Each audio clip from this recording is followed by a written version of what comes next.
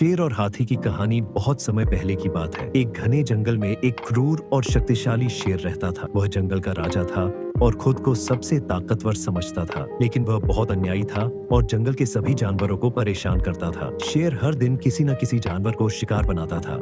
उसकी इस निर्दयता से जंगल के सभी छोटे बड़े जानवर डरे हुए और दुखी रहते थे। एक दिन जंगल के सभी जानवर इकट्ठा हुए और उन्होंने मिलकर एक उपाय सोचा।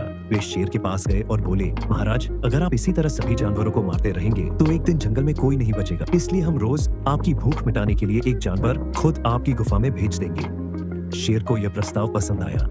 अब रोज रोज एक जानवर शेर के भोजन के लिए जाता और शेर उसे खा जाता। कुछ दिनों तक यह सिलसिला चलता रहा। फिर एक दिन बारी आई हाथी की। हाथी बहुत बुद्धिमान और बलशाली था। उसने सोचा, अगर मैं भी शेर का शिकार बन गया तो यह जंगल हमेशा इसी के आतंक में रहेगा। मुझे कोई उपाय निकालना होगा। हाथी धीरे धीरे शेर की गुफा की ओर बढ़ा, लेकिन उसने रास्ते में शेर को धोखा देने की एक चाल सोची। जब वह शेर के पास पहुंचा तो शेर गुस्से से दहाड़ा, तू इतनी देर से क्यों आया? हाथी ने डरने की बजाय शांति से जवाब दिया, महाराज, मैं समय पर आ रहा था, लेकिन रास्ते में मुझे एक और शेर मिला। उसने कहा कि वह जंगल का असली राजा है और उसने मुझे रोक लिया। शेर को गुस्सा आया। यह सुनकर शेर बहुत गुस्से में लाल पीला हो गया और दहाड़ते हुए बोला, कहाँ है वह दुस्साहसी शेर?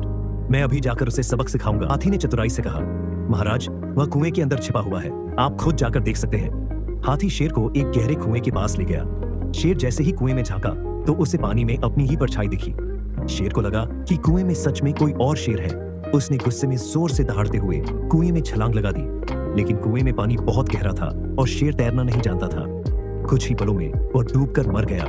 जब जंगल के सभी जानवरों को यह पता चला कि हाथी की चतुराई से शेर मर गया तो वे बहुत खुश हुए। सभी जानवर हाथी की जय जयकार करने लगे और बोले, अब हमारा जंगल फिर से सुरक्षित हो गया। उस दिन से जंगल के सभी जानवर मिलजुल कर खुशी खुशी रहने लगे। शिक्षा, बुद्धिमानी और चतुराई से बड़ी समस्या हल की जा सकती है। अहंकार और घमंड का अंत निश्चित होता है। केवल शारीरिक ताकत ही नहीं